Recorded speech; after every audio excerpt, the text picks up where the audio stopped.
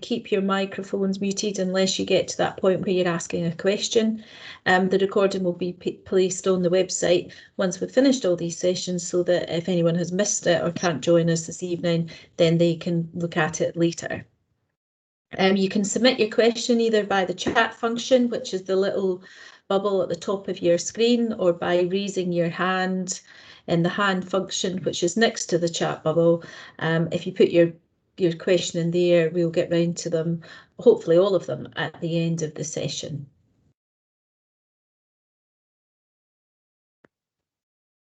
Next slide, Alan. And your presenters today are Alistair Dawson, who works for Falkirk Council, is in charge of the Bridges and Flooding Coordinator, and he is the Council's lead on the Grangemouth scheme.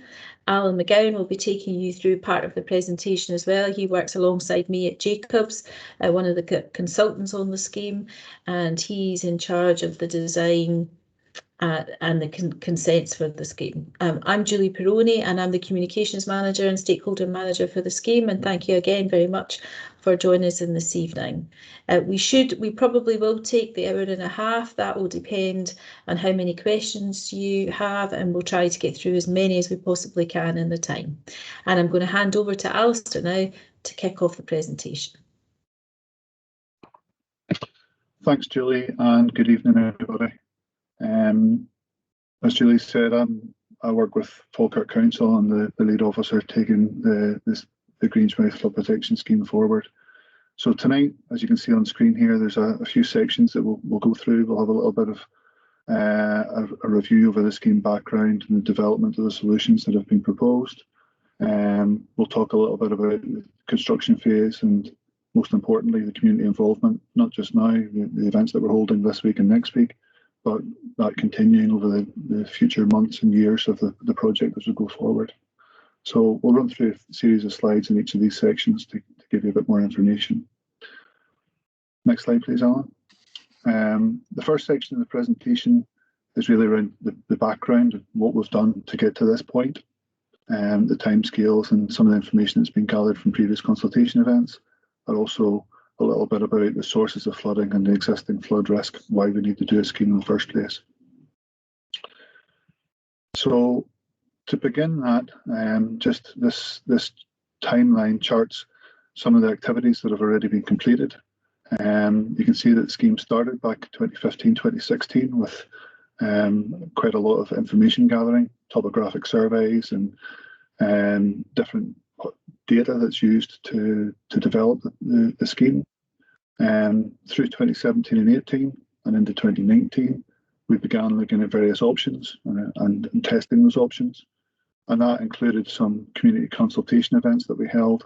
These were face-to-face events that were in local venues, community halls, bowling greens. So there were a few events in 2018 and again in 2019.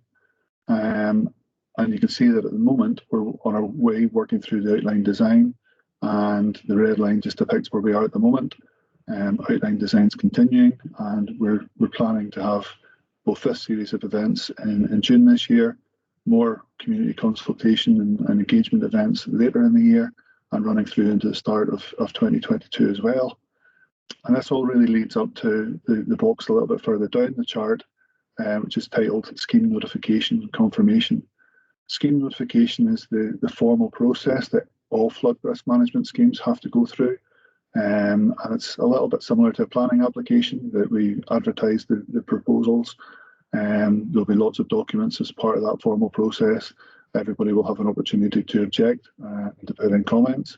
But obviously the purpose over this period of time leading up to that is to hopefully engage with as many people in the community as we possibly can. And we'll be doing that in different ways. Obviously, over the last year or so, everything's been restricted with COVID, and that's why we're having these as digital virtual meetings rather than face-to-face meetings. But we do obviously hope that later this year and into the start of next year, there'll be more opportunities for face-to-face meetings and community exhibition type meetings as well. Beyond this initial period, we've still got some further detailed design and procurement activities to engage the contractors who will actually carry out the works. And we don't anticipate any works starting on site before the mid-2020s. and that construction phase itself could last anywhere between 5 and 10 years. That obviously doesn't mean that to say we'll be in a particular street for that whole period. The works will be phased. We may be working on the estuary frontage one year and working in a residential area a different year. But there'll be more detail on that as we go through both tonight's presentation and in the coming years as we get closer to that process, and we can give more information and more detail around those activities. Next slide, please, Alan. Thank you. So just to look back at the consultation activities in 2018 and 2019, particularly in 2018, tonight's topic is more around the Zetland Park area, and there's quite a lot of information gathered at the 2018 consultation event around some of the options for the Zetland Park and the Grangeburn area.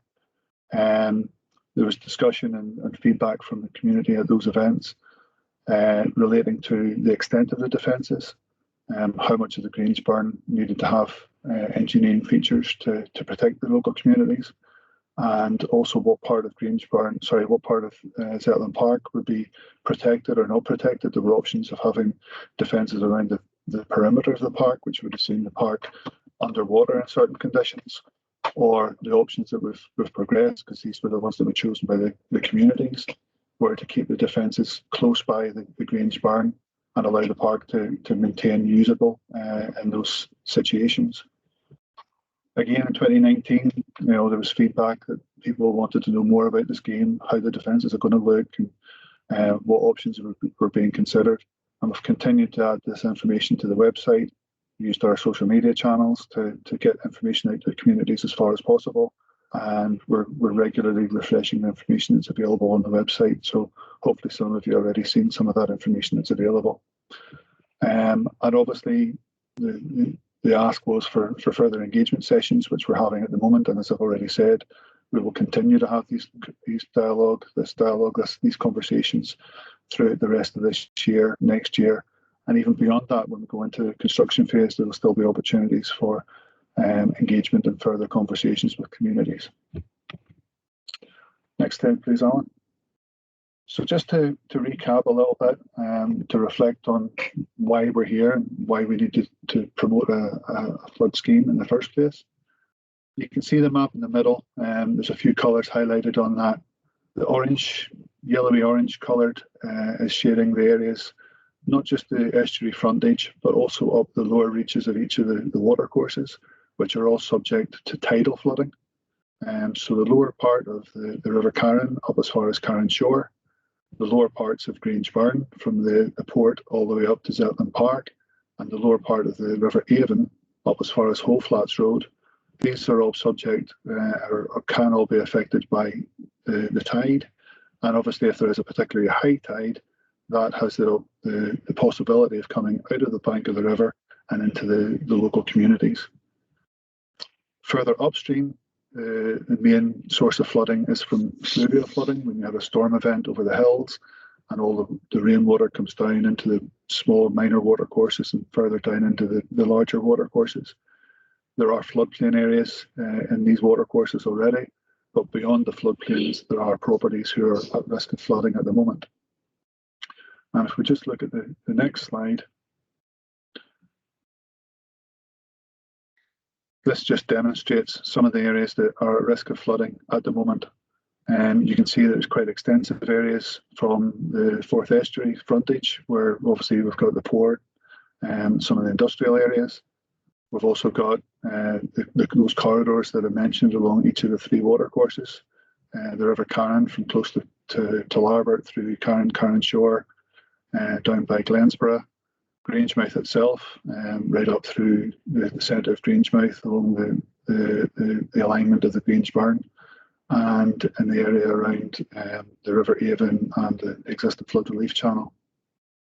So you can see that the extent of the potential risk from flooding is quite extensive, and there's obviously a number of properties that are affected by that. This particular plan shows what's known as a 1 in 200 year flood event. Now obviously the terminology and the descriptions that are used nationally for flooding, you'll hear 1 in 200 used quite regularly, quite frequently, and it can be a little bit confusing. So 1 in 200 doesn't mean that that event will only happen once every 200 years. It's around probabilities and likelihoods of these flood events happening and flood events reaching these kind of levels. So 1 or 200 year event has a 0.5% probability of reaching these kind of water levels. And the Flood Act, which we'll work to, talks about the likelihood of events. So it talks about a high likelihood, a medium likelihood, and a low likelihood event. A 1 in 200 year is a medium likelihood event. Thanks, Alan. Next slide, please. This slide then shows in blue the same information that was on the previous diagram, but it also then goes on to show an extended area which is at risk when we look into the future and we consider climate change. So the blue areas were shown in the previous plan, but with climate change, you can see that the extent of flooding could very easily progress further into the community. So on this side, there's 2 slides here. This one obviously shows the eastern half of the scheme in the Grangemouth town itself. And you can see that the green areas extend, towards the Grangemouth Stadium, towards Shira Park, further parts closer to Zetland Park, and right into some of the heart of that community area. It also affects the industrial and port areas greater than it does at the moment, and that's obviously something we'll look to show you how the defences in these areas will protect those communities and those businesses. And if we look at the second slide, this then just shows the western half of the scheme area. There aren't as many green areas on this, not as extensive, but you can still see that along those floodplain areas, along the River Carron, there are extended areas that are vulnerable to flood risk, as further storm events send further volumes of water down these watercourses and into these areas. So Grangemouth itself is obviously, as you all know, quite a low-lying area, and you can see that the extent can, if a storm event came along, you could see quite easily that the extent of that flooding would affect more and more properties. And to put that into some context, the number of residential and commercial properties that are at risk at the moment is around 3,000. But with climate change, the number of residential and commercial properties at risk rises to around 6,000. So there's quite an extensive number of properties that would all suffer damage in those kind of conditions. I should just say that these maps are also available on the scheme website as well, if anybody wants to spend a little bit more time at their leisure to look at those again. So just to kind of follow on from that, and obviously part of tonight's event is engaging with mainly the residential communities.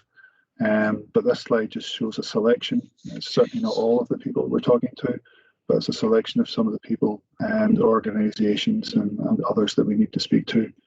As you might expect with a scheme of the scale and complexity of Grangemouth, there is a wide range of interested parties that need to be kept informed. As I said, this just shows a selection of those. The engagement did start a number of years ago. We've been speaking to these different organisations over a number of years and will continue to do so. And obviously we're really keen to ensure that over this next 6 to 9 month period, we can hopefully engage with as many people as possible in each of the community areas. And that, up until now, the engagement has been at quite a broad level across the whole scheme area. But as you know, the way we're taking the sessions forward this week and next week, we're starting to focus in into smaller community areas that will have similar concerns or similar questions. And not all those community areas will have the same concerns, the same questions, so we'll be able to deal with those in a slightly different way. And obviously, as we go forward, the way we engage with people will be tailored to suit the questions and the themes and the topics that come out of these sessions. So I'm just now going to hand over to Alan McGowan, who will go through some of the more technical aspects of the scheme, and then, as I say, we'll come back to questions towards the end. Thank you. Sorry, I'm just looking, everyone. Yeah, I am off mute, just checking. Okay, so thanks, Alistair. So I'm going to run through the development of the scheme, initially looking back at some of the options that we considered in 2018 and 19 as part of the option appraisal process. before looking at different types of flood defences and how they might look, before looking at the proposed locations sort of from Zetland Park down to Bowness Road in a bit more detail, and we'll do that through some plans, cross sections, and a 3D fly-through that we have before touching in some of the environmental aspects of the scheme. So there are many different ways in which we can reduce the risk of flooding, but not all of these options are viable or practical, and can depend on a number of factors, including the source of flooding, the actual land available to construct any sort of flood defence measures, particularly around Grangemouth, the sort of presence of underground or above ground pipes and utilities are amongst many of other considerations that we have to look at. So the main options that we considered for this particular location are sort of summarised across the top, and I'm just going to talk just about each one of those in turn.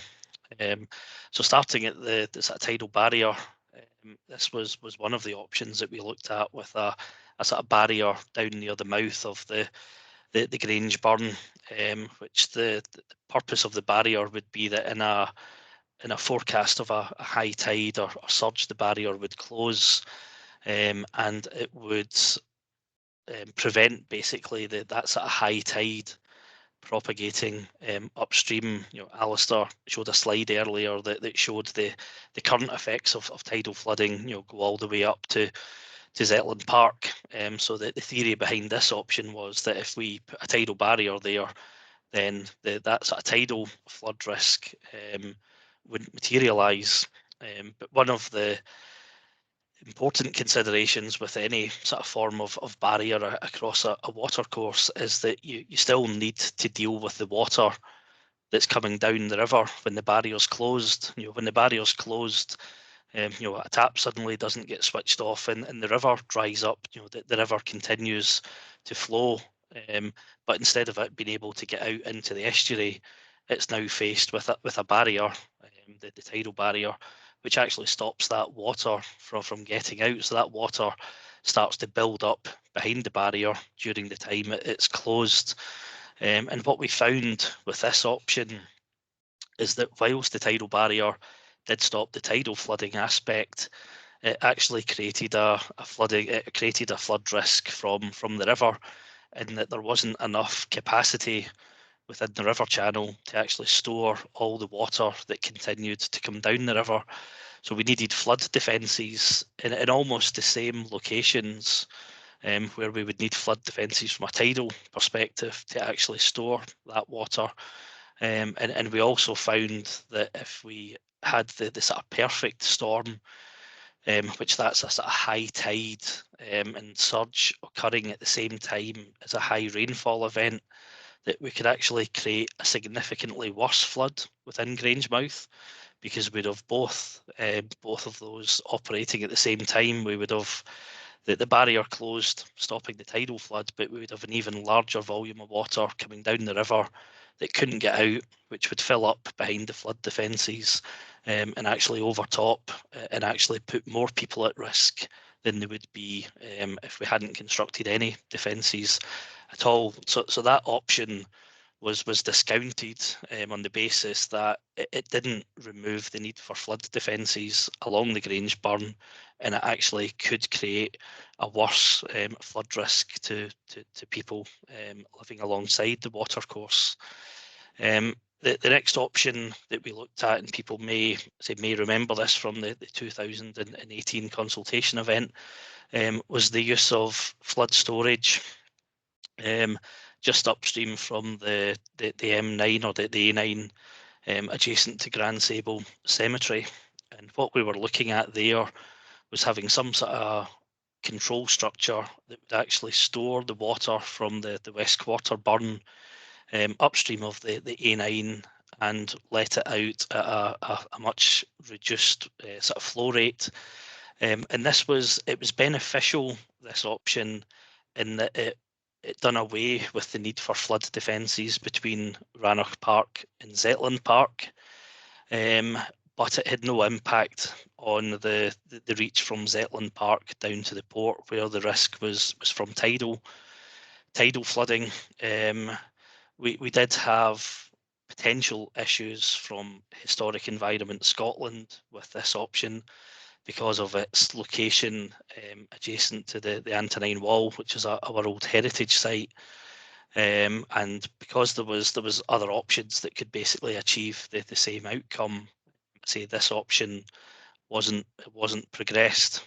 Say the option that we have taken forward to date achieves pretty much the same outcome as this option, but instead, I will come on to in a minute, we're putting more water down the flood relief channel, which avoids the need for flood defences in the part of the Grange Burn between Rannoch Park and Zetland Park. The other two options that we considered, but were discounted, were sediment management and dredging. As I've sort of mentioned a few times, the area between Zetland Park and the port is primarily, or is, the major risk is from tidal flooding. So actually dredging a relatively small amount from the bottom of the watercourse, the volumes of material that you would remove are minuscule in comparison to the volume of the incoming tide from the Forth Estuary in North Sea.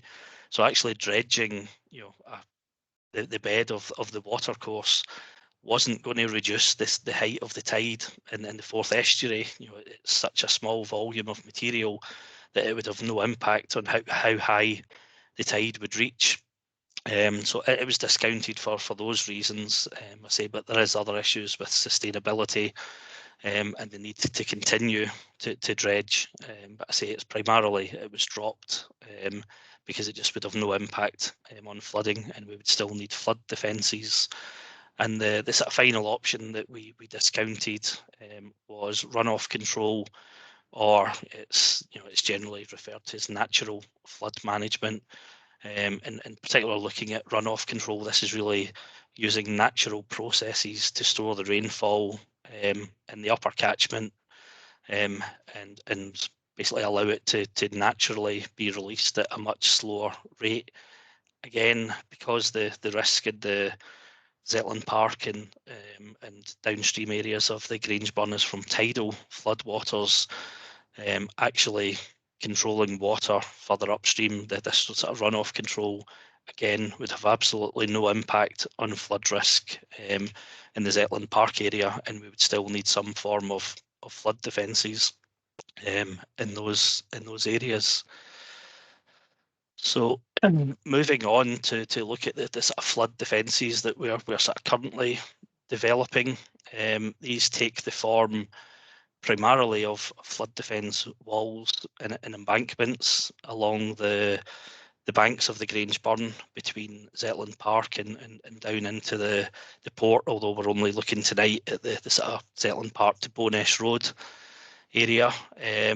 They're predominantly, I've got a plan which I'll come on to, it's predominantly walls we're looking at, and the reason for that is that they have the sort of smallest footprint out of any of the flood defence structures, and allow us opportunities to replant adjacent to the flood defences, whereas if we'd opted for an earth embankment, like shown in the sort of top right hand image here, these require much larger footprints, so the land take is much larger, and you can't replant on them because we wouldn't want to encourage any growth of trees that could weaken the structure. So that's why we've minimised the use of embankments to maintain space where we can replant alongside the flood defences.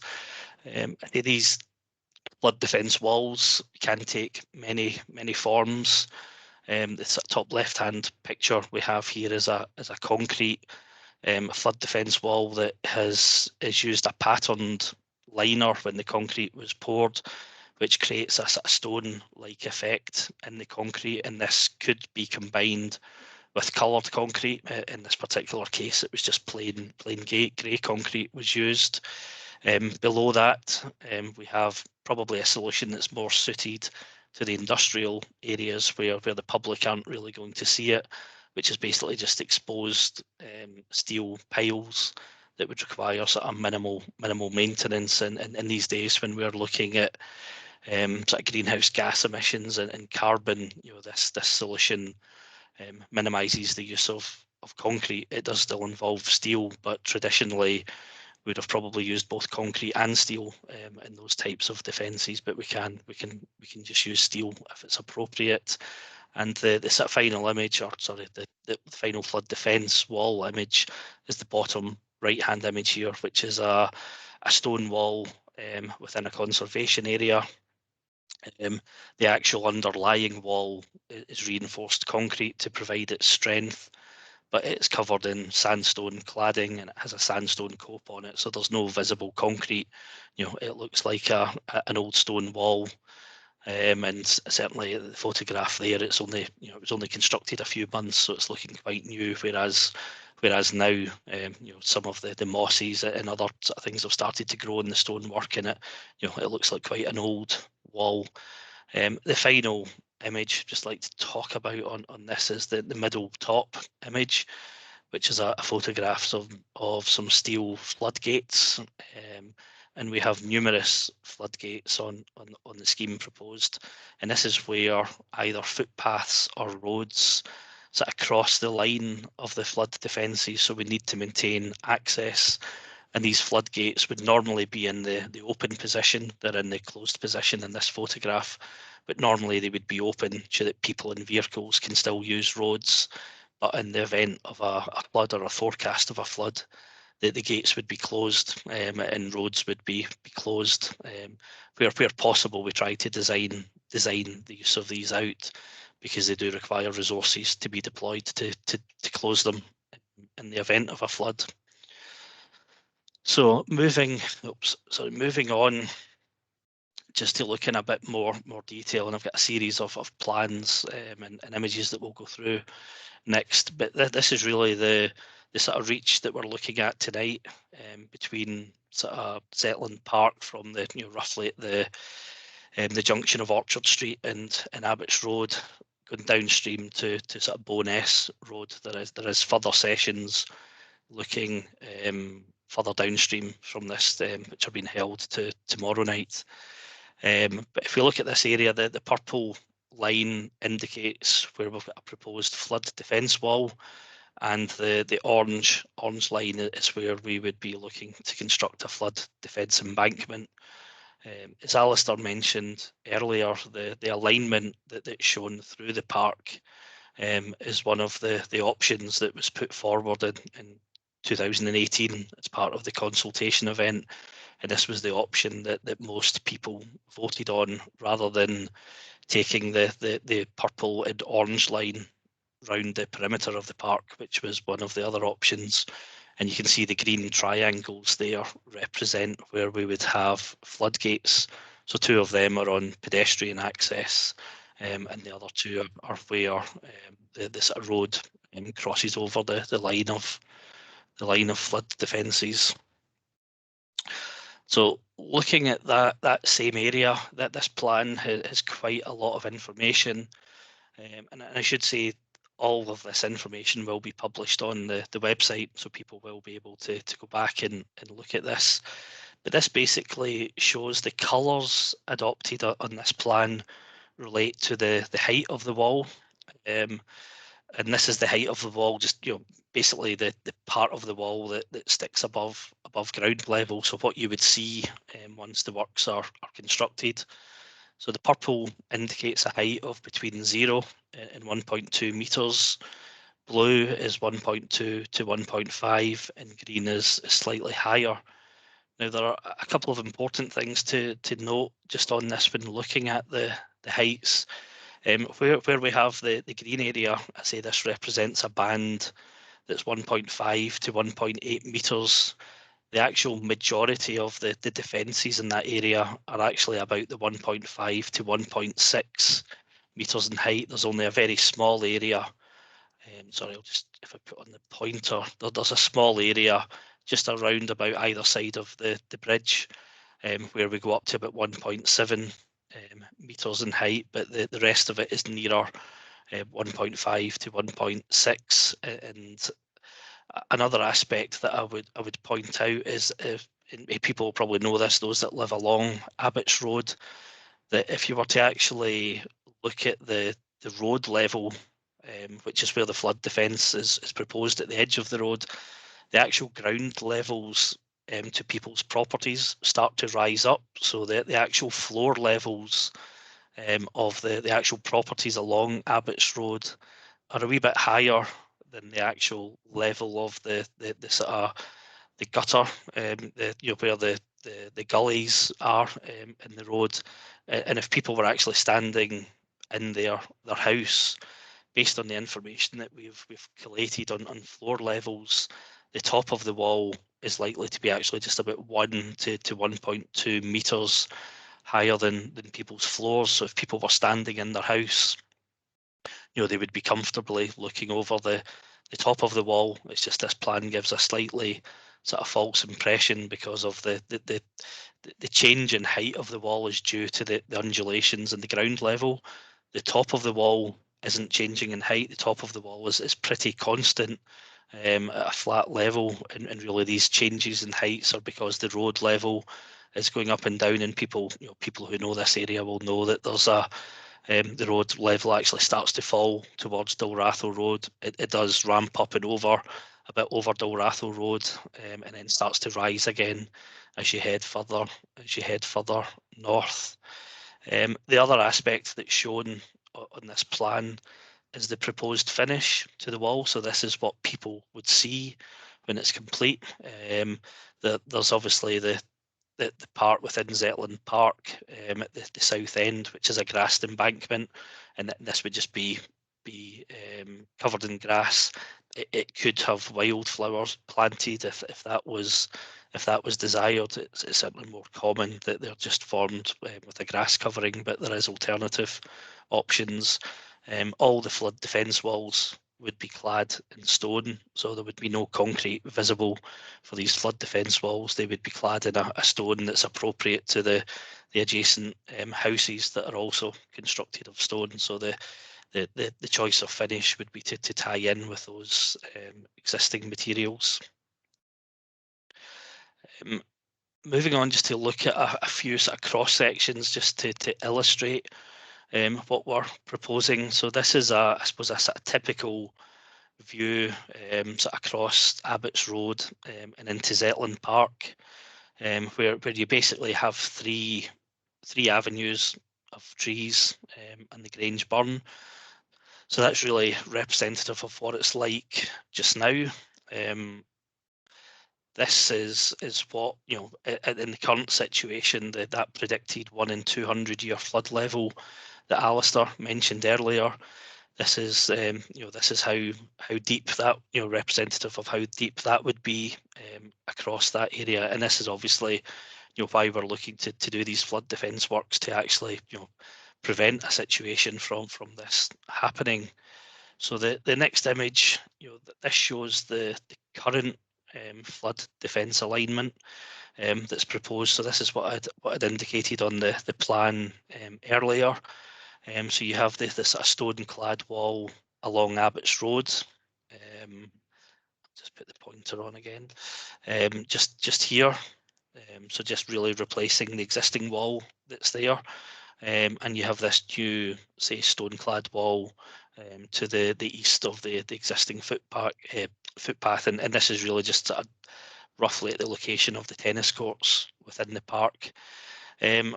What we've are based on this current alignment, and it's something that I'll come on to in a minute. In fact, I'm just going to go back to a slide in a minute, but basically we've retained one of the existing avenues of trees, but because of the position of the wall relative to the trees and the root protection area of these existing trees, the other two avenues would unfortunately need to be felled to prevent, or to allow the flood defences to be constructed and actually maintain, or if we were to to leave the existing trees in there, we couldn't maintain the viability of those trees because they would be extensively damaged from the excavation and driving of piles into the ground, and also the movement of heavy construction vehicles over the roots would crush them.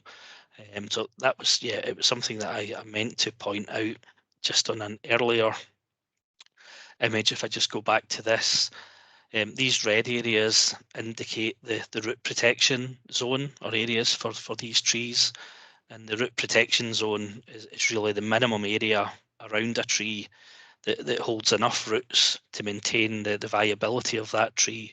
So any significant construction works digging through the roots or heavy equipment on those roots is likely to have a significant impact on those trees, and could well result in the trees dying. And given the height of those trees relative to some existing properties, it's really a sort of risk that can't be taken, that we could severely weaken these trees, and in a storm event they could quite easily blow over and crush either people, cars or property. So really what we've done today is seek to avoid or position the flood defences in a sensible location. But as you can see from this plan, there is nowhere where we could put flood defences really that wouldn't have an impact on the trees, although that's something that I will come back to later. And so that final image is just showing the same proposed flood defences in the flood condition, using a similar series of images to illustrate just further downstream at Abbots Road and Park Road. Again, this is the existing situation with sort of two avenues of trees either side of the Grange burn. Again, you can see the red area there, the root protection zone, and that again is driving the position of the flood defences, the current alignment that I indicated earlier. So this again shows the same area in flood conditions with no flood defences in place. This image is with those flood defences in place, which again currently proposing a stone-clad wall on either side of the watercourse, because they would be within the root protection area.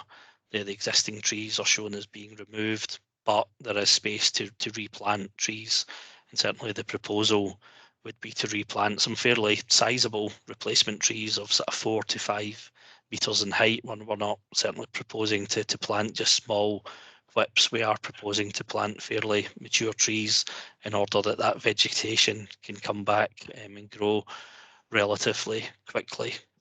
And again, the final slide is just showing that same area in a flood condition. Now, I mentioned earlier the sort of constraint posed by the root protection area, and why this has, along with other considerations, led to the current alignment of flood defences that we've shown.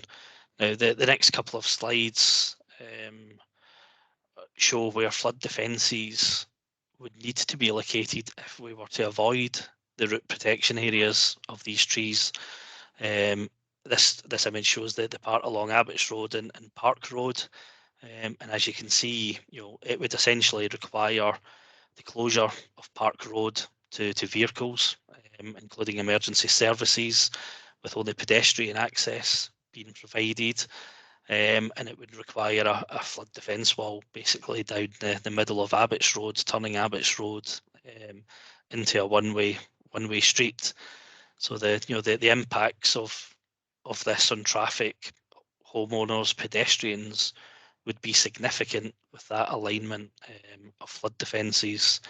And there are other impacts, such as the visual impact of the flood defences being located much closer to the properties that we're looking to protect. But this was really just to illustrate what would be or where we could position flood defences to avoid felling trees. But as you see, it does create a considerable number of other issues. We have a similar similar plan, sort of showing the area upstream at Abbots Road, sort of going into Zetland Park, where again we would have the either flood defence wall down the middle of Abbots Road, turning it into a one-way road. And whilst we've shown the flood defence wall here in Zetland Park, just to the west of that sort of third avenue of trees, basically if we were to avoid all the trees in Zetland Park, the flood defence wall would need to sort of, I suppose, zigzag its way through the park to avoid the trees and their associated root protection zone. Now it is something that we would welcome your comments on. It's certainly something that we've been looking at, and we think that the sort of current alignment that we're proposing is the best balance when you consider all factors. But it's certainly something that we would be keen to get your comments on about the acceptability of what I've just indicated as an alternative to the felling of the trees in these areas. So we will be issuing a feedback form after the event, and that's one of the questions we welcome your comments. I'm now going to just show a sort of 3D fly through of the current alignment. So this shows the flood defences along the edge of Abbots Road and to the west of the existing footpath within Zetland Park, and downstream the flood defence wall located at the edge of Park Road. This may be a wee bit stuttery for a few people for the first 3 or 4 seconds as it just buffers the fly through, but hopefully it will settle down and be smooth thereafter. And again, this will be getting uploaded to the website.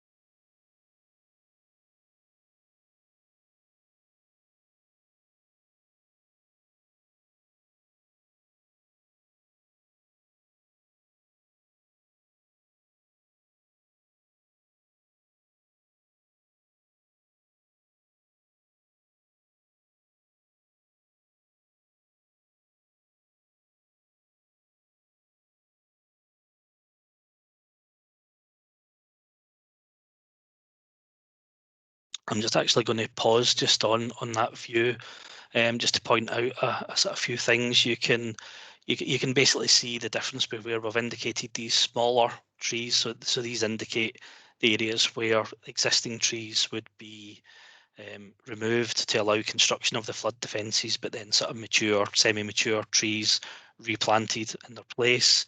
You can see just beyond where this floodgate label is where we're showing some of these larger trees, and this is the existing avenue of trees that we would be retaining. And just to the left of that is again one of the avenues of trees that would be removed, or currently proposed to be removed and replaced with new trees.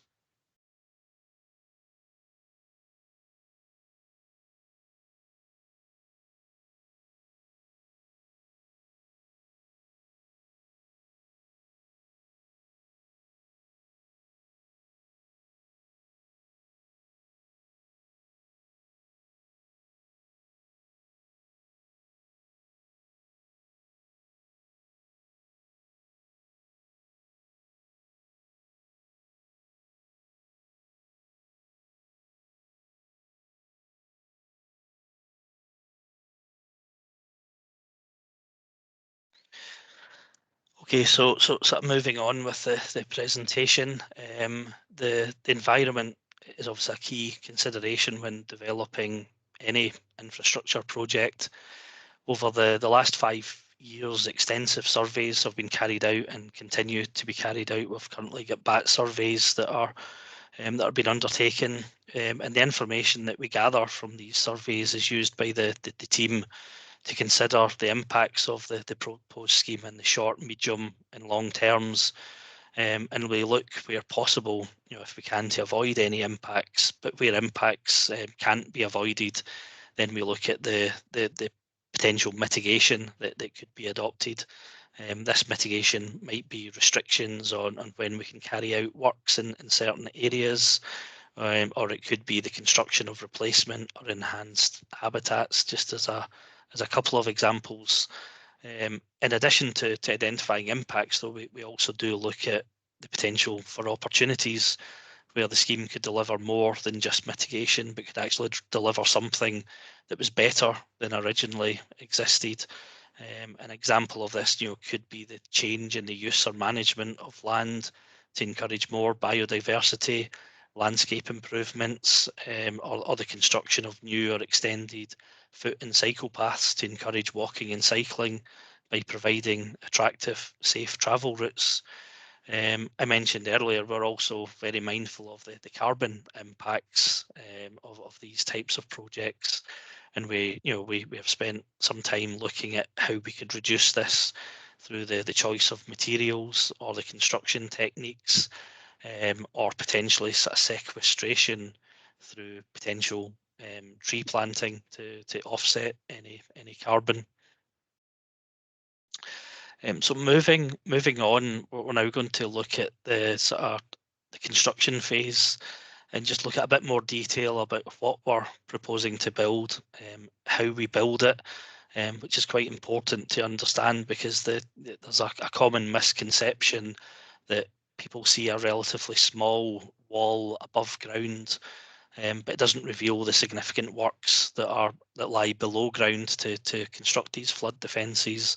And with that, there's a need for fairly significant amount of land temporarily to be able to accommodate the plant and equipment that's necessary to construct the defences. And we'll look at a couple of sort of before and after images of a completed scheme in Glasgow, and some photographs of completed flood defences elsewhere. So what we're building, I've mentioned earlier, typically, it's predominantly a flood defence wall in most areas, although we do have a section of earth embankment.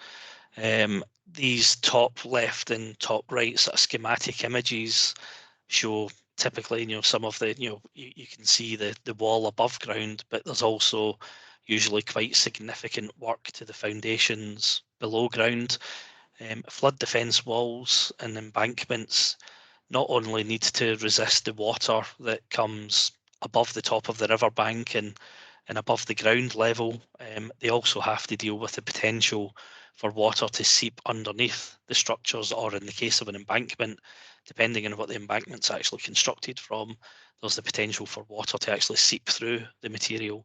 So we have to consider all of these things. They do have to deal with significant impacts of weather and the force of water, and I say we need and potentially also to deal with the force of floating debris, which can include trees or cars or caravans, depending on where you are, so that the flood defences need to be really quite robust, that they aren't going to fail under those conditions. So this slide just gives a couple of examples. We'll look at some more on this slide, which is basically during the construction phase.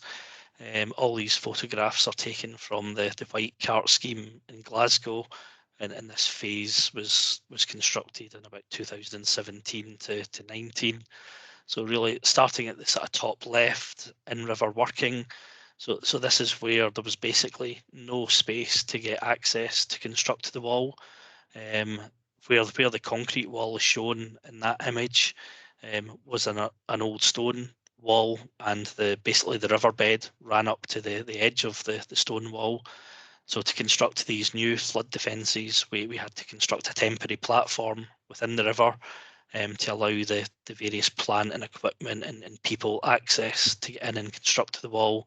And when the wall was complete, that temporary access platform was then removed and the riverbed restored. The top middle picture is an example of a sheet pile flood defence wall being constructed, you can just see the steel pile, the line of the wall along here, and this equipment in the background is basically equipment that's required to lift the piles, place them in position, and then push them into the ground. So you can see that whilst the above ground part of the wall is relatively thin, there is a requirement for quite a wide corridor to provide the access for the plant that's necessary. Similar to the image to the right, the forming of the embankment. This is an earth embankment just been formed next to the road. This was a relatively low embankment. It probably was only about half a metre high, but again, you can see the quite wide footprint of it. And again, also the space that's needed. There needs to be room for equipment to basically drive alongside it to place the material. And this bit of equipment that's on the left-hand side is a roller that goes over the top of that equipment, basically to compact it and remove any voids within the material. The bottom left and right image are of the same location, and it's just really to illustrate that generally we are building these flood defences in areas that are at risk of flooding, and that's one of the things that we have to cater or deal with potentially during the construction. You can see the right-hand image. This is a normal sort of dry day with the river just on the right-hand side here, with a temporary sheet pile wall there to create a normally dry environment in most conditions to allow the flood defence wall to be constructed. But even then, we did get flood events that were large enough that basically flooded the entire working area, and all work had to stop in that period. And the final image is just again showing the construction of a sheet pile flood defence wall with a reinforced concrete stem that's above that. So you can see the wavy form of the piles, which would all be buried, and the only thing that you would see above ground is a relatively thin concrete wall. But again, the finished article doesn't really tell you that full story about all the construction work that's involved in constructing these defences. So looking at a sort of before and after images from a flood protection scheme, and this is really just to illustrate the relatively, I suppose, rapid changes that can occur, even though it's over a number of years in the scale of things and the lifespan of these flood defences. What they're showing is the left-hand images are from sort of 2008, before any works were carried out. So on the top image, you can see the bridge, and you can just see the river to the right-hand side. On the bottom image, the actual river is located behind this sort of avenue of tall trees. We move over to the middle picture, which is showing basically the same locations, but just after construction of the flood defences. So you can see the bridge. The bridge has been raised, and there's a flood defence wall either side, and similarly on the bottom image there's a sort of flood defence wall.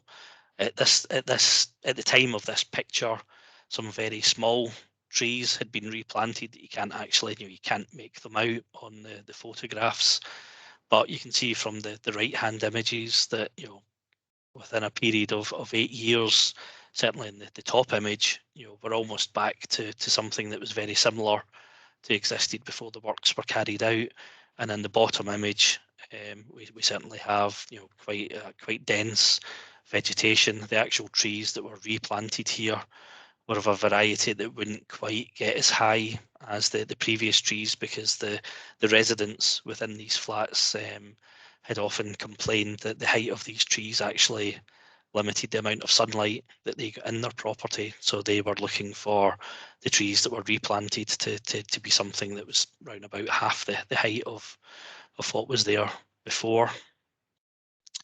And this is just some further examples of completed flood defences. The top left-hand image is from the Brecon flood scheme, and this is showing a sort of concrete wall again with a sort of patterned finish. but this also incorporated some public artwork that was commissioned from the community as part of that project. To the right of that is again the four images on the right hand side are all from the White Cart scheme in Glasgow. That top middle image is again a conservation area and a sort of grade A listed crescent, and this just shows all those gardens that you can see in that were affected during the construction work, and this is a photograph that was just taken after each of the gardens had been reinstated, and you can just make out the flood defence wall on the right hand side of that image. We have a couple, the two right hand images are just again another couple of examples of concrete walls with a patterned finish to the concrete. The middle bottom image is again another photograph of that stone clad flood defence wall as a conservation area. And the final image is from the Selkirk flood protection scheme, which is showing the re-meandering of an existing watercourse with a flood defence wall in the bank on the right hand side, an earth embankment on the left hand side, and these tubes that are sticking out the ground are just where trees had just been planted. So I'm now just going to hand back to Alistair to talk more about the sort of community involvement and the next steps of the project. Thank you, Alan. Yeah, so there's quite a lot of information on this slide, but essentially, top left, future engagement. We've obviously referred to this a couple of times already. You know, there are a series of events this month covering different areas of the scheme, and we do intend to continue with more dialogue with the communities over the rest of this year and into next year. Those will be in different formats. Some of those will hopefully be face-to-face, that we can come out and talk to you in smaller groups, or if necessary, come out and speak to individual properties or individual commercial businesses. And certainly intend to have further public exhibition type events later in the year or into next springtime. Alongside the engagement, we're continuing a STEM education programme, so there'll be staff going into schools, working alongside the teachers to have flood protection, flood risk management incorporated into the curriculum as part of their learning. And this in the future will obviously include opportunities for visits to site to see some of the works as they progress. It could even be that some of the kids that are currently at school, certainly the high school kids, by the time this project's on the ground and actually being delivered, there might even be opportunities for some of those local people young people to be involved in the construction activity and get some work experience throughout that period. We've also said there about competition. There's opportunities with the STEM engagement process to have some small competitions, both in the primary and secondary schools. We're quite keen that we link that into some of the other local activities. So we know already that Zetland Park Regeneration Group are planning a science festival, so it's quite possible that the winners of our STEM competitions could come along and be presented with their prize as part of that local science festival as well. And just on the Zetland regeneration, that kind of brings me across to the right hand side. You know, we're acutely aware of everything that's going on. The council are already engaging with the communities around a number of different activities and different programmes of work. And we've listed one or two on the slide here. We know already that there are other projects planned for the local area. We liaise very closely with colleagues that are working on the Zetland regeneration. And we also link in with our community partnership team and others across the council that are delivering different projects, whether those are roads infrastructure projects or other regeneration type projects in the local area. And obviously across the breadth of the flood scheme, we'll be touching on a great number of communities and great number of those other projects as we go forward. So keen that we continue to have those links and everybody works as closely as possible in a coordinated fashion. I touched earlier on terms of benefits. Certainly, as we go forward into the construction phase, there will be a number of construction contracts over a period of time. There will be opportunities both for local workforce to be involved in that and also for local suppliers to be involved in that. And that's something that will continue to develop as we go through the outline design, notification, detailed design, and into the construction phase in a few years' time. But coming back to the centre of this slide is really the crux of what tonight is all about, what the previous consultation events have been, and what the future engagement events are all about, is getting feedback from you people and from your neighbours and your other friends in the local communities. We really do want to be involved and have some feedback from yourselves to say, what else can we bring into this project and how can we work with you to get the best possible results from this project for everybody. So, wall finishes is one that we've touched on already, but there may be opportunities for new paths or cycle paths to be incorporated as part of the scheme or alongside the scheme. What would people like to see in terms of landscaping and seating areas? Alan showed one example of public art, and that's something that in those more public areas it may be quite nice for us to have some public art and have either local schools or local community groups involved in developing those public art themes and how we can do that. As on the slide here, it's likely that in some areas there may need to be some trees are felled. What could we do with that timber that's felled from those trees? Is there some good use that could be put to for some community projects or for some community art projects? So these are just some ideas to maybe stimulate a bit of discussion. Certainly really welcome anything that anybody else has to come forward. Obviously, this is as I said earlier, this is only one step along this journey. We've started the scheme sort of 5-6 years ago.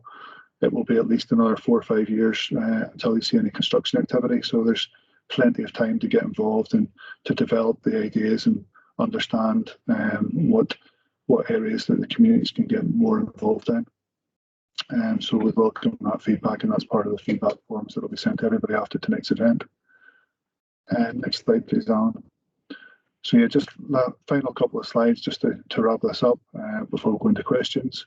Just again reiterating that we've got these events at the moment. We will be looking for feedback, and that feedback will then help to shape how and when we do future consultation events.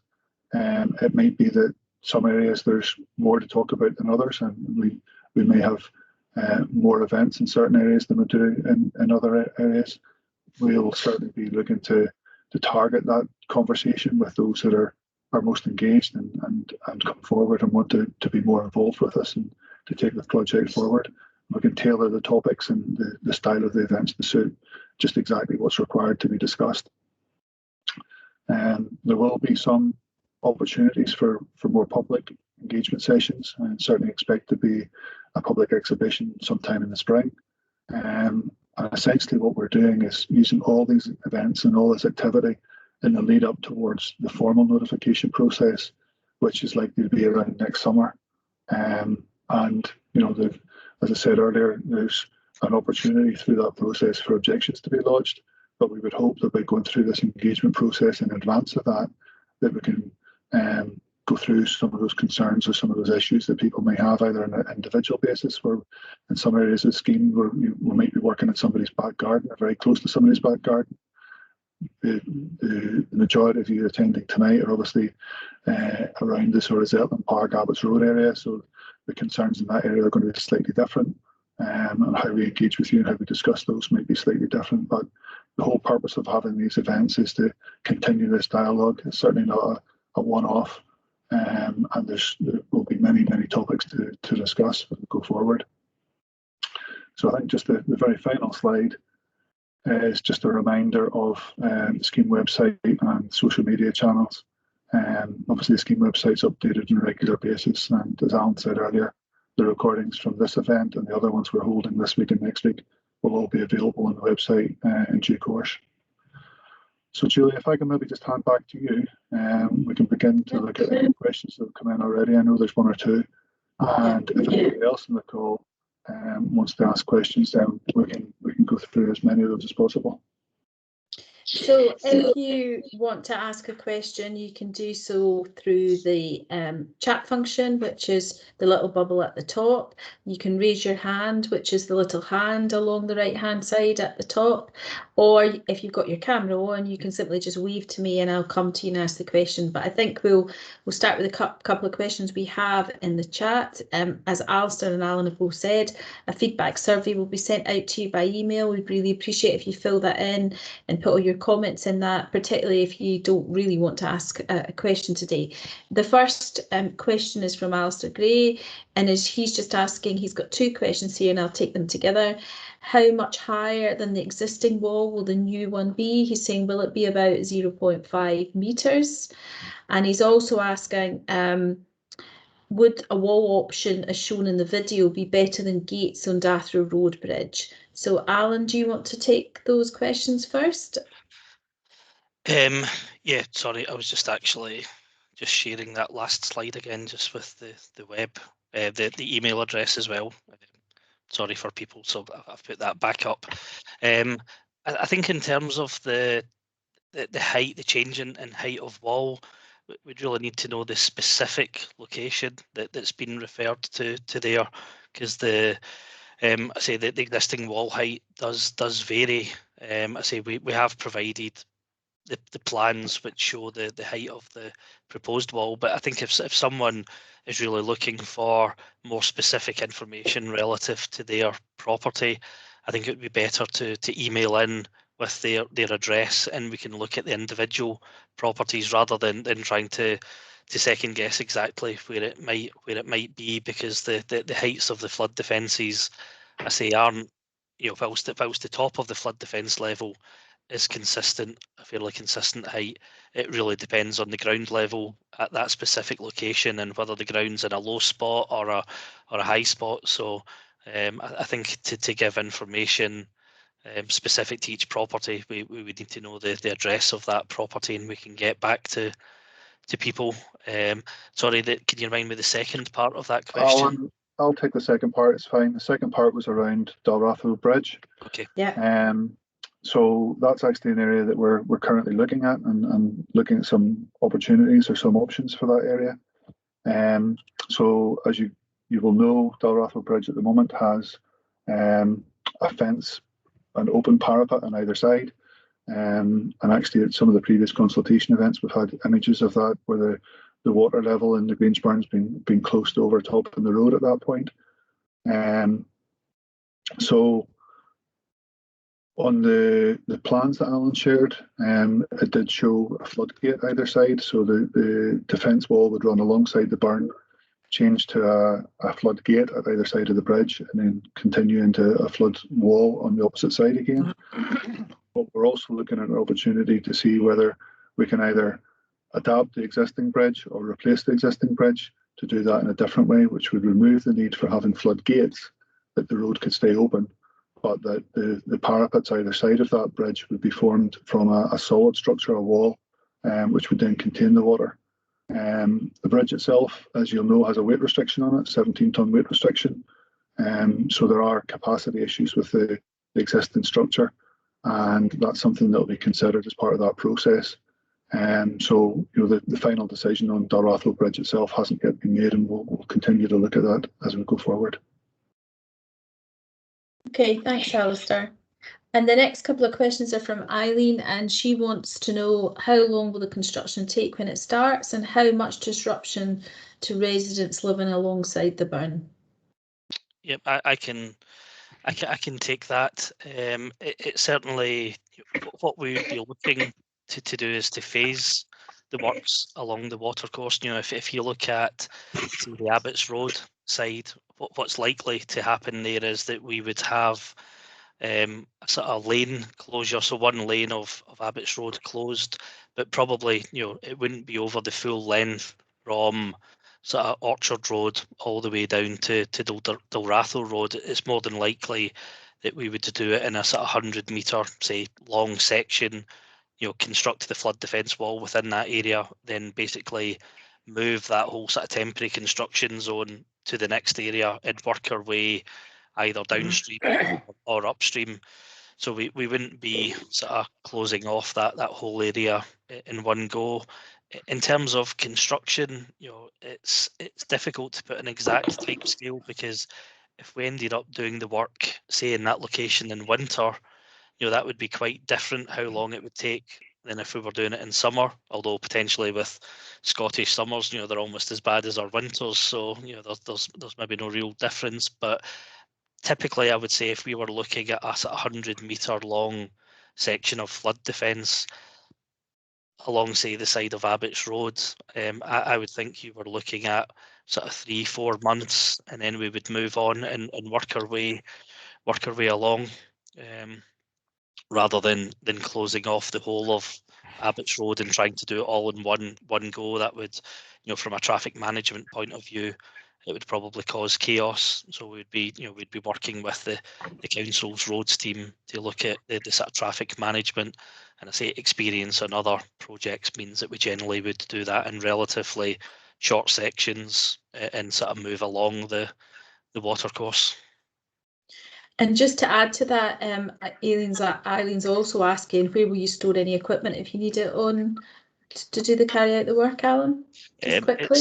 It's not something that it is something that we will be looking at by the time the scheme's published, because what we need to identify is all the land that will actually be affected, and by that's both land affected permanently by the construction of flood defences, but also land that's required to construct the flood defences. There's areas. I suspect we would look at using areas around the port for the storage of the majority of the materials, and we would bring those materials to the construction site, as and when required, rather than seeking to say, I don't know if the question is specifically asking, do we propose to use, say, Zetland Park to store the materials, and that's not something that we're currently considering. We would look at storing them in a central location that's easy to get the materials to, and from. And the port makes sense. When we're bringing in steel piles, quite often they can be brought in large shiploads, stored at the docks, and actually just brought from there to each location as required. But it's not something that we've finalised at this particular point. And John is asking, there's a culvert into the Grange Burn at Orchard Street. How does that affect the proposals? Yeah, so that's something that I don't know if John lives alongside the Almond Pow, but he may be aware that last year we done a fairly extensive CCTV survey and walkthrough survey of that culvert. So we've gathered quite a lot of information on it, and we're currently just about to look at basically the implications of the culvert. It's something that's a fairly early stage in the project, but we will be looking at the flood risk as a result of the Almond Pow, and if there's a need to do anything to that culvert to alleviate any flooding. Can I just maybe add to that as well? Sorry, Julie, before we move on. The Almond Pow culvert in flood conditions at the moment actually takes additional water that goes onto floodplains further upstream. And some of the other works that were proposed as part of the Greensmouth scheme would divert that water through the flood relief channel, that there wouldn't be as much pressure and as much volume coming down the Almond Pow culvert. So, it's when you see it as part of the overall package of works, and you maybe appreciate some of the other aspects that are being done, you can understand just some of the other works that are related to that question. Okay. And Stephen Brown has a couple of questions. He is asking what the audience size of the original feedback group was that these plans have all been made around, and he'd also asking specifically about piling. Piling will have such an impact on trees on Park Road. My property is directly across from this, so 10 foot.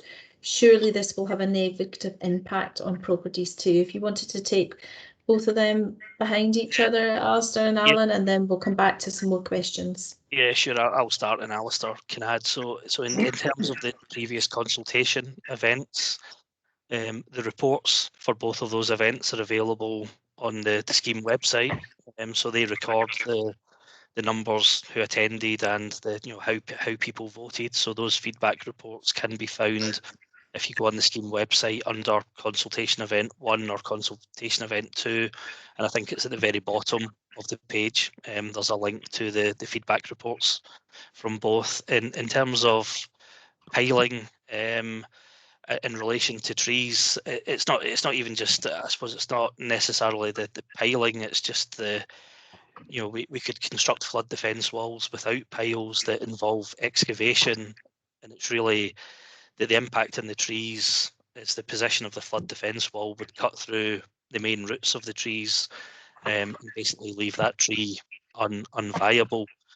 So in terms of property, yes, property can be at risk from piling, but we would be looking at the one as piling the suitable choice.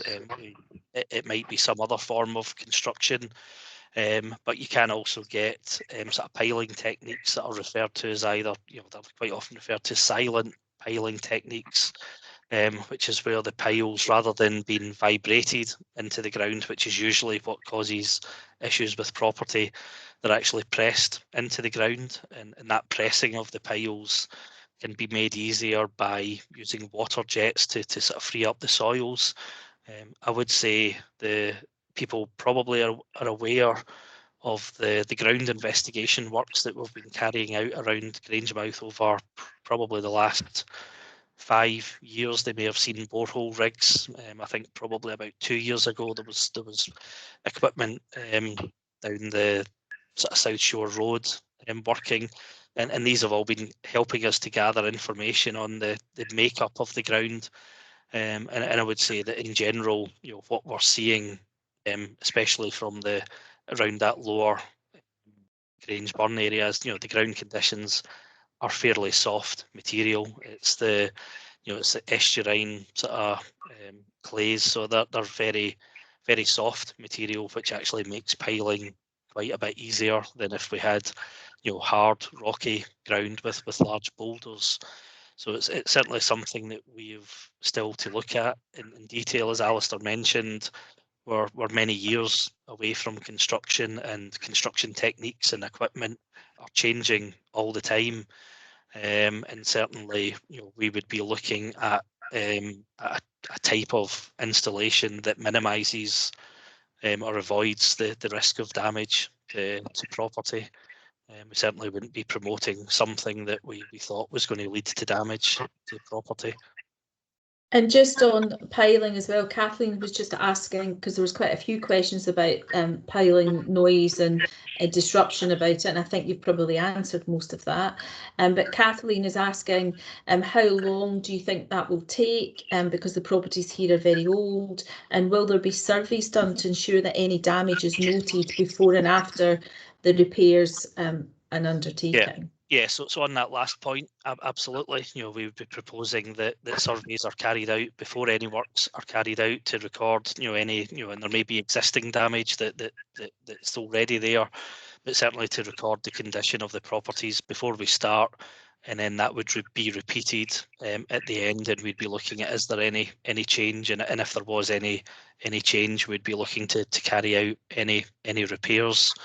In terms of how long it would take, I say the actual piling process, if it's in soft ground, you know, can be very, very quick.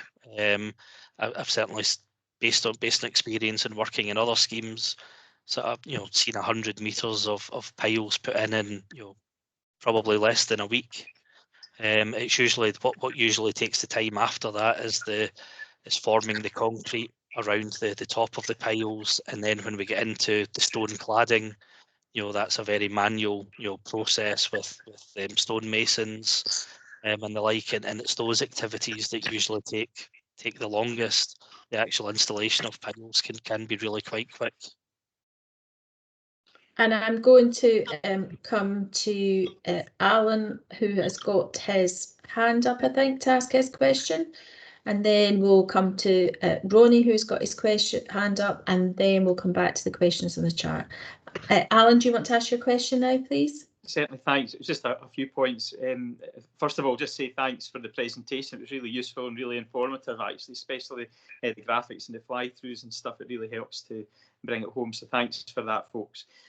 My parents actually live on Park Road, and I think the finish of the wall is really important. And I know you've talked a wee bit about that tonight, purely from a cosmetic point of view, and because that area of the town is one of the kind of highlights of the town. One of the consultation events I was at, they had a picture of a wall that almost resembled like a castle parapet, but the in-between spaces, so the lower parts of the parapet, if you like, were like solid glass. So that it gave a barrier as well as looking quite nicely. And I don't know if that's something that's still on the cards for being considered. The other couple of things was just along the lines of the trees. So I'm not sure if it's good to see that it's going to be fairly mature trees that have been planted. I'm not sure if it's going to be like for like trees. And the path in Zetland Park, which runs alongside where the new defence will be, is in a terrible state, and it might be an opportunity to say, right, well, let's resurface that path as well as build at the same time as building the new wall. Might be an opportunity as well to use some of the trees that are felled to make seats or public art or something like that. I think the simplest answer is probably yes, yes, yes to everything that you probably said there. I think the finish of the walls, as Alistair said, yeah, we've shown a stone wall. There's many different forms that the finish of the wall could take it, and that's one of the areas that we would like. Certainly feedback from the public and what they would like to see. There is, you mentioned specifically glass there. I'm not sure we indicated glass in this reach before, or we possibly didn't mean to indicate glass, but that is again a possibility in those areas where the walls are higher. That it might be something that we can look at. The option, I think reinstating. Oh, sorry, Alistair. I was just going to say, Alan, the option, well, both Alans actually, the option that showed the glass panels, there is an area towards Karen Shore, Stenhouse Road Bridge, beside the Dawson Mission, where there are glass panels proposed for that section, but that's not obviously on the plans we're looking at specifically tonight. But that is, that is in a section of the walls quite a bit higher, due to the topography in that section. So that is an option, but it wasn't something we were necessarily proposing in the Zetland Park and Abbots Road area.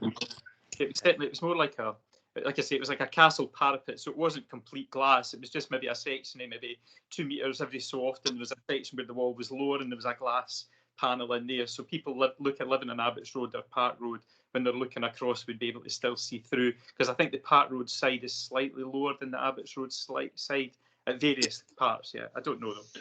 Yeah. That's maybe something that we can come back at a future session, just to look at a bit more detail on the finishes of the wall. I did notice that one of the comments in the chat, Julie, if I could just kind of pick that up while we're talking about the finishes to the wall, was saying about walls that invite graffiti and lower the attraction of the area. That's obviously something that we'd want to look at as part of that overall conversation of those finishes of the walls. Now, I don't think, you guys will maybe know better than I do, but I don't think there's a history of graffiti on the walls along Park Road or Abbots Road as it is at the moment. So I wouldn't like to think that a new wall would be any different to that. And certainly if it was a new wall that was formed in stone and was a reasonable quality, then I wouldn't like to think that became a problem. But certainly in any areas that do invite graffiti, then that's something that as a council and as the owners of the asset, that we will be maintaining that asset. And we'll have to obviously ensure both that the structural integrity of these walls is maintained, that it functions in a flood event, but also that, from an aesthetic perspective, that it still provides the viewpoint for the communities that are looking at every day. So that's maybe covered off another one of those topics at the same time. Thanks very much. We're going to go to Ronnie now. Julie, can I pick up? There's a couple of other points that Alan had made, and I think one in particular is quite important.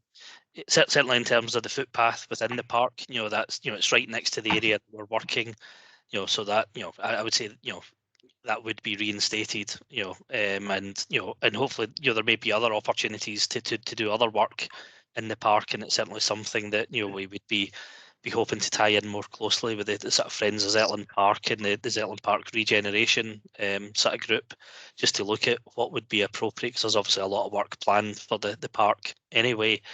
on your point about the sort of species of trees that would be put back, this is it's quite an important point. Now, it doesn't currently affect Zetland Park, but if you were to go up to Rannoch Park, where we have the sort of line of trees along the flood relief channel, pretty much every tree there is an ash tree, and pretty much every tree is now suffering from ash dieback disease there.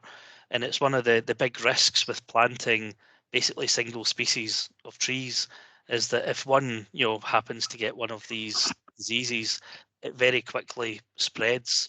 So when I know it's not relevant to Zetland Park, but if you look at Rannoch Park, pretty much every tree along there probably has a residual life of less than 20 years, because they're all affected by ash dieback. So when we're looking at sort of replanting along Zetland Park and Park Road, it's something that we'll have to consider. That would it be better to have a mixture of different trees rather than a single species, given that with single species there is a much greater risk that if one does get a disease, it can very quickly spread to all of them. So it's, again, no decision's been made on the type of replanting. It's something, again, we would engage with the community about, but I think it is an important point that possibly putting all the same type of trees back might not be the best idea. But it's it's something that will be considered in due course. So we're going to go to Ronnie to ask his question, and then we'll come back to some of the other questions in the chat to try and get through them all, and then we'll come back to Greer, who also has his hands up. Ronnie, do you want to ask your question, please? Yeah, please. I've got a couple of points I'd like to ask. Alan, maybe for yourself, is there any consideration being given to access over the walls down to the burn banks to, like, say, gardeners in, the volunteers who clean the burn out, and obviously emergency services in case somebody has to be rescued out of there? Yeah, The other thing is, I've seen on maps recently in Zetland Park about annuation tanks being dug into the park. Is this involved in your project? I haven't. It's not part of this project. I can only assume that's maybe something being done by Scottish Water. I don't know, Alistair, if you know more about that. I'll come back to that if you want to take the other point first, Alan. Okay, and the other point, was about the access. Access. Yeah, sorry. This is, again, this comes up on all sort of flood protection schemes, and I don't think there's a right and wrong answer here. There's, there is, from I suppose certain parties a desire to provide access up and over the flood defence walls, whereas there's, I suppose, other group who would seek to prevent that and not encourage access. I would say it's not something that we've made a firm decision on.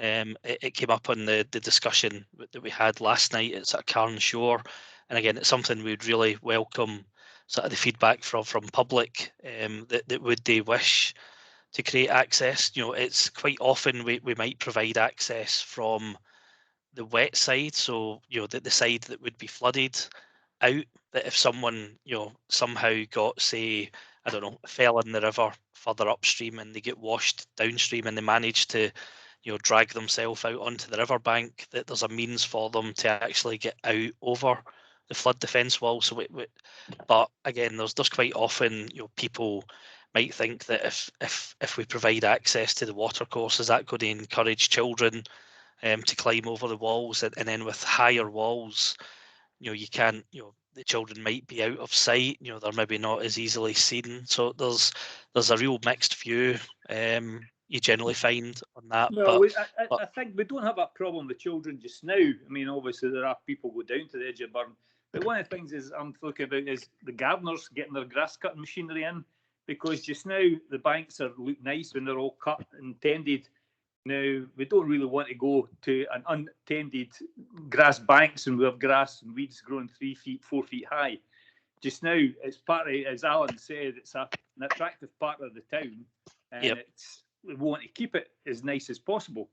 Yeah, I think, sorry, I probably should have mentioned that earlier when I was talking about floodgates, that, whilst we quite often have floodgates where roads cross, we quite often will put floodgates in that are in the normally closed position, so they're normally locked closed, and they're really there to provide access for machinery into the areas that you're talking about. So that's something that we would, again, be looking to work with. We're starting to, one of the things we're starting to look at as a project team is looking at the future maintenance and operation of the scheme and what's going to be required, and that's certainly something that we would then be discussing with those that are responsible for the maintenance. Is what can we incorporate within the scheme that actually ensures that they can carry on doing the maintenance that they do just now. So if that was if it was a requirement to provide access for sort of mowing equipment, we would look at what's the best way of doing that. It's possible that maybe at the ends of the flood defence wall, where the walls basically are tying into high ground, that possibly we would provide the access at that location, so someone could get in at one end and work their way down, or it could be we provide a floodgate that's normally closed. I say that's something that we haven't sort of bottomed out at this particular stage, but will be considered. I think just on that, Ronnie, that's obviously something that we can develop those proposals as we move forward. As I said, this is the start of the journey, or it's not the start of the journey. We've been discussing this for a couple of years already, but it's continuing this journey, and as we go forward, we'll be able to discuss those finer details a little bit more and develop proposals for other floodgates for pedestrian access if that's what's required. Your other point was around Zetland Park. I believe there's some attenuation tanks required as part of the park drainage, which is for the normal rainfall events, rather than anything to do with this project, which is obviously for those exceptional rainfall and tidal events. So we are, I do attend the Zetland Regeneration Group meetings, so we're both aware of progress with those projects, but they are independent of each other. They're not for the same function. Okay, thank you. And Stephen's got a couple of questions. So this is quite a technical one. Alan, can you not deepen existing channel to dimensions of the height of the wall would be? Is extra depth below ground not the same as the height above ground? And then just adding on to that, will we look at other proposals or consider further proposals to save the trees? If not, our feedback actually makes no difference. So if you wanted to take those two in turn, and then we'll come to some more questions in the chat, and then back to Greer. Yeah, I think in terms of the the deepening of the channel, that's really limited by where the Grangeburn sort of meets the Forth estuary, and we can't we would need to deepen it certainly higher than or deepen it more than the height of the flood defences, because we would be in a very narrow channel. Where it is just now, the flood defences are at the edge of Park Road and the edge of Abbots Road. So when the flood gets above the normal sort of small, there's a sort of timber concrete lined channel just now, it does actually create quite a large channel. But if you were just deepening that smaller channel, you would need to go significantly deeper than the height of the walls, and that it wouldn't be effective. Or very quickly as the tides come in, that sort of the estuary mud basically is just going to refill that bottom part of the estuary, and we'd be doing that probably several times a year. You would need to dig that out, where we have had experience in other projects of dredging. It can literally take one high flow event and all that material that you've dredged is back again. So that it wouldn't have any impact, and also the height of the tide. It's digging a deep channel is not going to lower the tide height in the Forth estuary. The tide level in the Forth estuary is still going to come up to the same height, so it's still going to come into Zetland Park. So really, dredging in a tidal section of watercourse is going to offer no benefit whatsoever. In terms of the question of alternatives to avoid impacting on the trees. I gave a few images of that. We're in a very constrained location where we basically have a watercourse, a road either side, and then houses or other properties next to it. So there's virtually no place where we can put flood defences apart from either on the roads, which were the images that I gave, or the locations the locations that we've currently identified. We've sort of demonstrated and looked at the options of tidal barriers, but a sort of tidal barrier, whilst it deals with the tidal flows, doesn't deal with the flow of the river that still comes downstream, and we still need flood defences to contain that water. So, we sort of feel that we've, I suppose, exhausted the options that are possible, and it's really now a sort of a choice of where you put those flood defences, and putting them, say, down the middle of Abbott's Road, as I indicated, creates a whole load of other issues. It may protect the trees, but it creates issues for, there's no on-street parking, no vehicles can stop. There probably, the traffic, where traffic would be rerouted round the town, impacts on people getting in and out their properties, their driveways, if there's a wall down the middle of the road.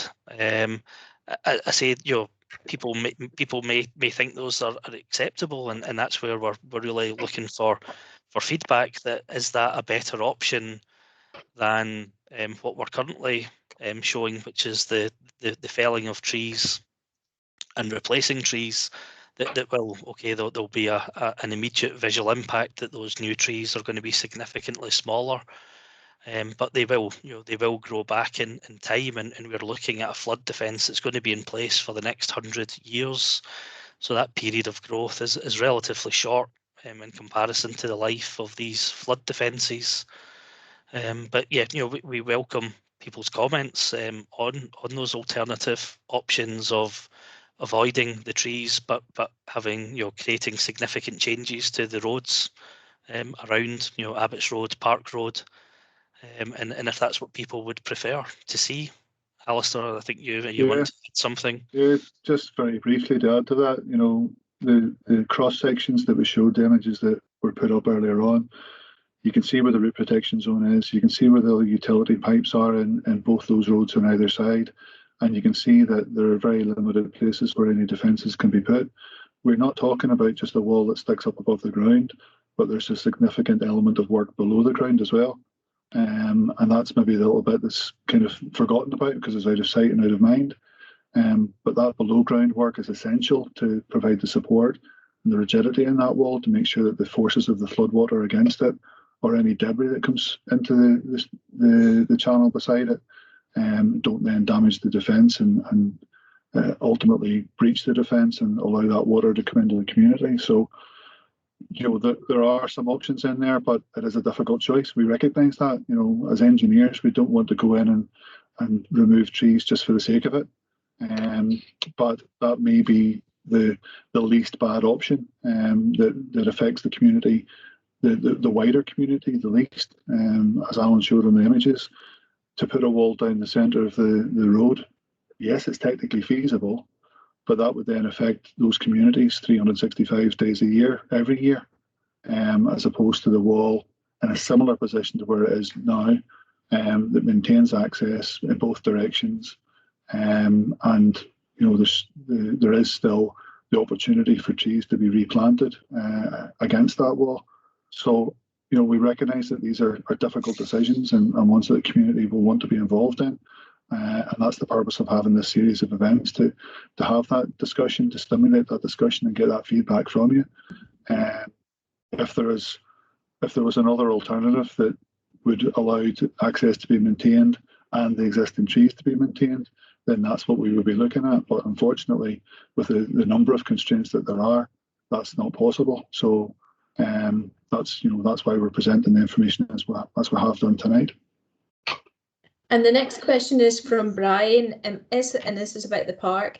Is there a risk that the pathway created on the east side of the burn within the park will become a dark space bounded by the retaining wall and mature trees? Was an embankment considered as a less enclosed space?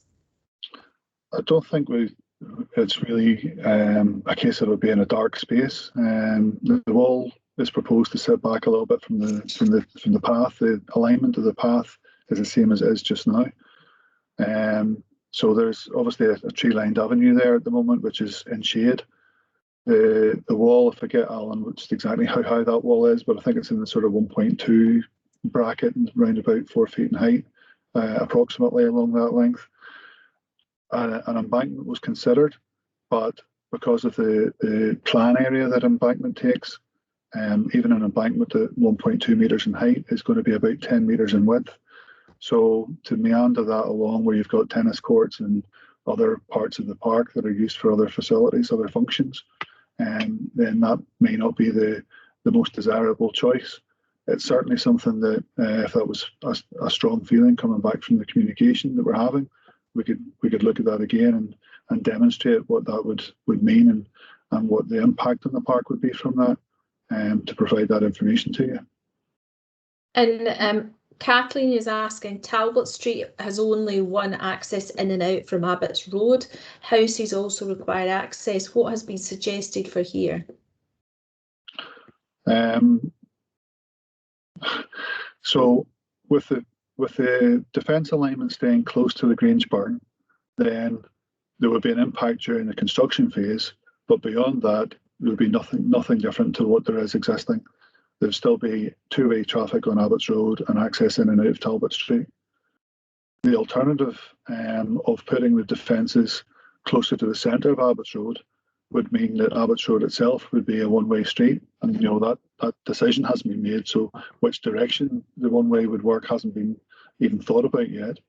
But it would mean that you would turn left into Talbot Street and left back out, or turn right into Talbot Street and right back out. It would still be access to Talbot Street, but the street you turn onto would be only one way, and that would force you around a one-way system. And the last question in the chat, just before we come to Greer, who's waiting with his hand up, Eileen's asking, what plans do you have in place for flooding during construction? Hopefully not. Hopefully don't get any. Yeah, and this is I showed the photograph earlier of sort of flooding of one of our projects during the construction phase, and it's a very important consideration, and generally what we would look at is that during the construction works that no property would be put at an increased risk of flooding. So if there was an existing wall or embankment that protected that property, during the sort of phase where that was removed to allow the construction of a new flood defence, we would be looking to erect temporary flood defences, ensure that any existing property is in no worse position during that construction phase. So yeah, it's certainly something that we would take account of in the methodology, to ensure that there's not an increased risk to any house. And Greer, you've still got your hand up. Would you like to ask your question now? Sorry, Greer is my granddaughter. I'm actually I'm Tom Brown, and I don't know how, but my granddaughter's name gets attached to any teamwork that I'm involved in. So anyway, I'm Tom Brown. And do you want to ask your question then, Tom? Yes, I've got two questions. One, unfortunately, goes right back to the very start of your presentation, and I'd like just to understand a wee bit more clearly that it was explained that the water coming down from the braes, the fluvial waters coming down from the braes, was going to represent a significant problem if the tidal barrier was installed. It was explained, I think, that these waters coming down from the braes could actually start to build up and actually flood potentially even worse than the currently envisaged. I thought that was the whole reason for the Rannoch Brae, the Rannoch Park flood relief arrangement, that any waters that were going to be coming down from there would actually be conducted round the top end, and therefore would not allow any compounding of waters on the town side of the floodgates. That's one question I'd like to ask. The other is in relation to the trees that are going to be installed. I know that the question of their type is yet to be properly determined, but you're talking about installing new mature trees of a certain good height. Will they grow as high as the current trees will over the years that they're going to be in place? And how long do you reckon it'll take before they reach the height that they are currently? Yep, if I can sort of take those questions. I'll start with that sort of second point first. I think that would the height of the trees will entirely depend on the species that we put back. So if and if we put the trees are predominantly lime trees. If we were to put lime trees back, I'm not an arboriculturist, and we need to speak to colleagues, but the presence of the flood defence walls, are going to constrain the development of the roots of the new trees when they've been when they're replanted. So it's I would say that it's unlikely that the trees would be able to reach the height, because they are going to be constrained. But I'll take that back to one of my colleagues, and it's something that we can after these sessions we'll be providing a sort of list of all the questions and answers. So I think it'll be linked to species and the availability of space for the roots. Going back to your sort of first point, and it's quite a complex mechanism. So I'll try and sort of describe it as simply as I can, and try not to run away into a lot of sort of engineering talk that no one understands. But essentially, if people, I don't know how familiar people are, but if coming through the M9, you've basically got two culverts. It's effectively one structure, but it's split in two, and you've got the Polmont burn, which is on the east side, and the West Quarter burn, which is on the west side of the structure. So in normal circumstances, the Polmont burn is what is flowing, well, I say normal, in sort of low flow conditions with no rainfall. The Polmont burn is what normally flows along the flood relief channel, and the West Quarter burn is really what turns into the Grange burn and sort of flows past Rannoch Park and northwards to Zetland Park.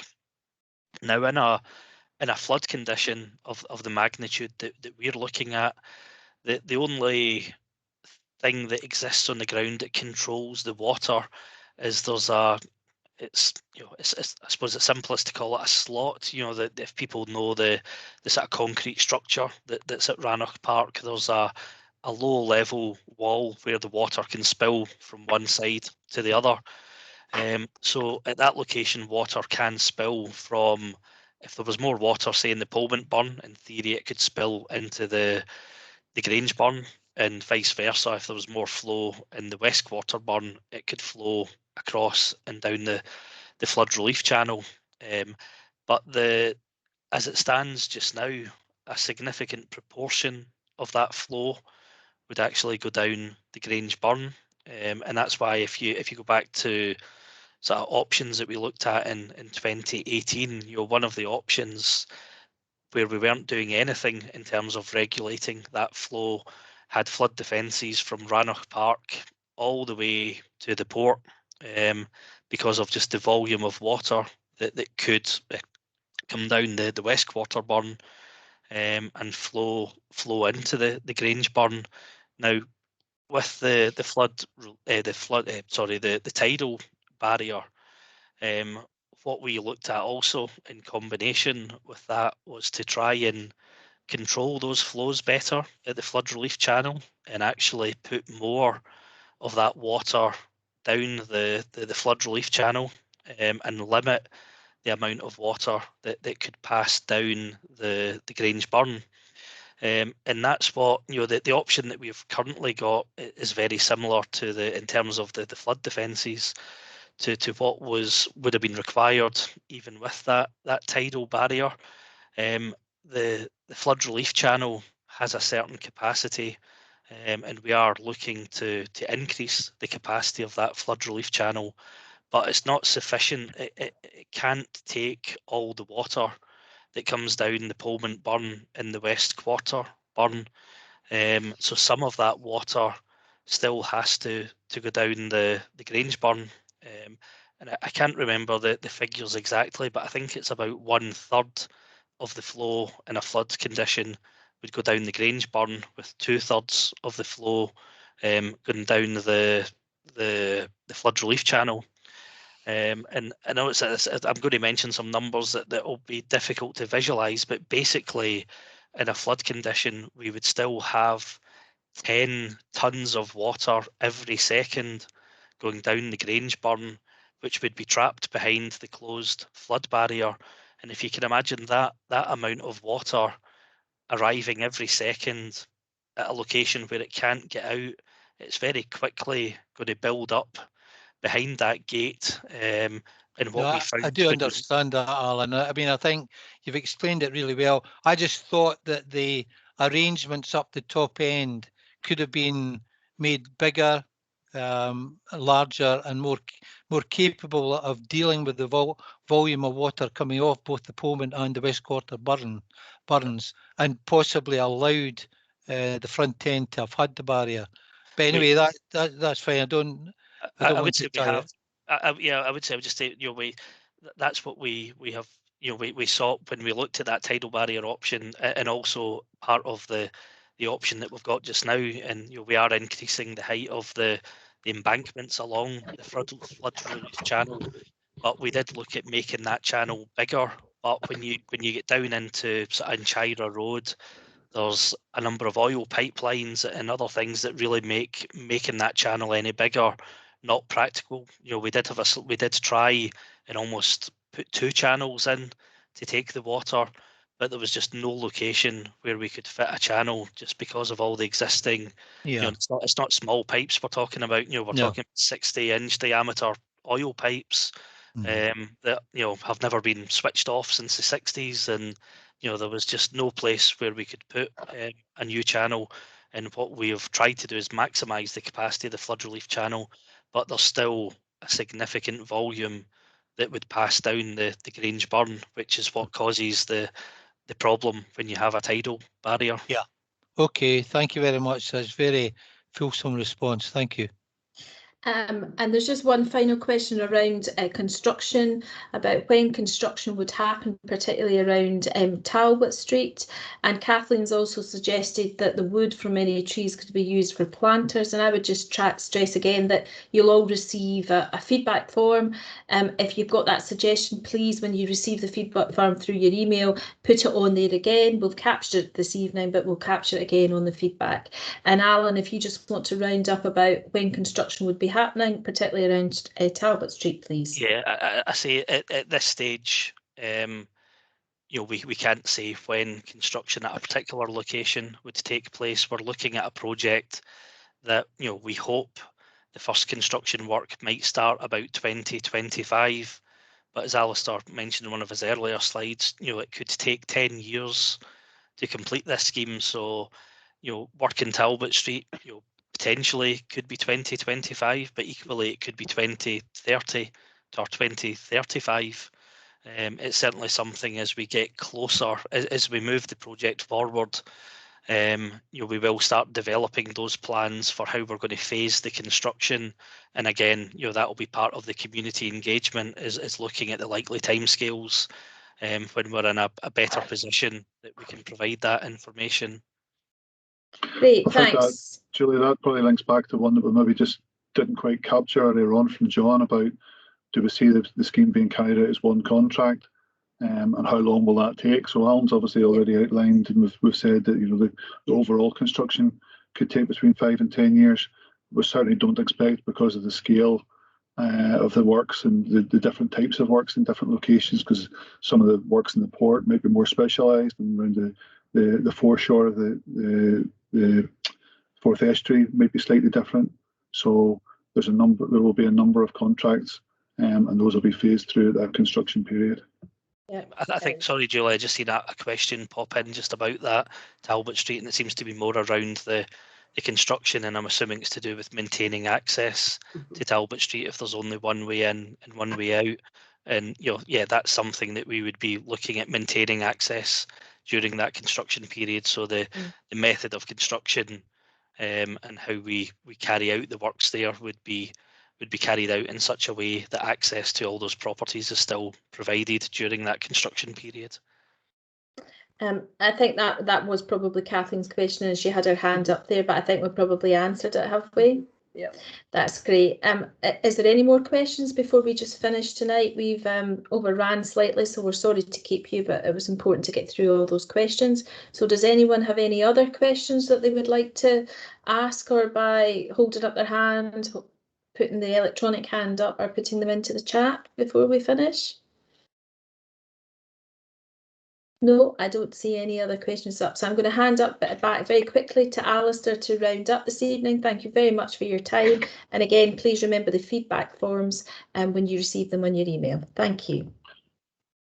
Thanks to Julie and Alan for joining me in the presentation this evening. Thanks to everybody who's participated. I hope you've all found it informative, and I'm sure it will generate more discussion and more thoughts as we go forward and into the future. If there are any comments that you have, obviously we've provided contact details both through the website and social media channels. And as Julie said, there will be some feedback forms coming out following this event. So just encourage you all to provide as many comments as you can in that. It's quite a short feedback form, but if you can provide those comments, it'd be really useful for us. We are obviously holding these events through, there's another one this week and then 3 next week.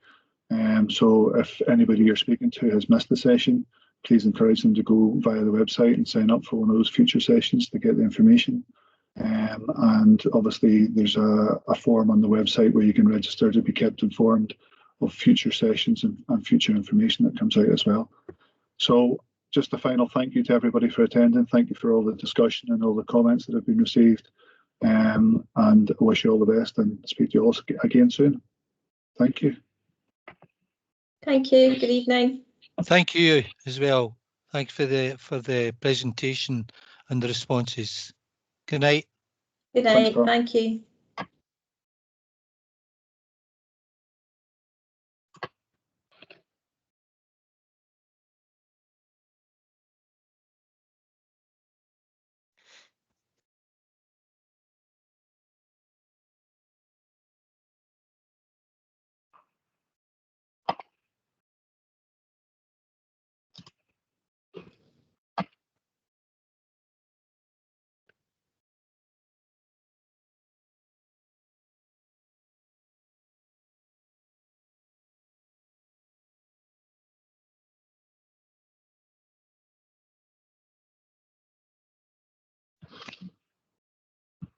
Alan, could you stop the recording as well, please? Yeah, I'll just do that now. I was just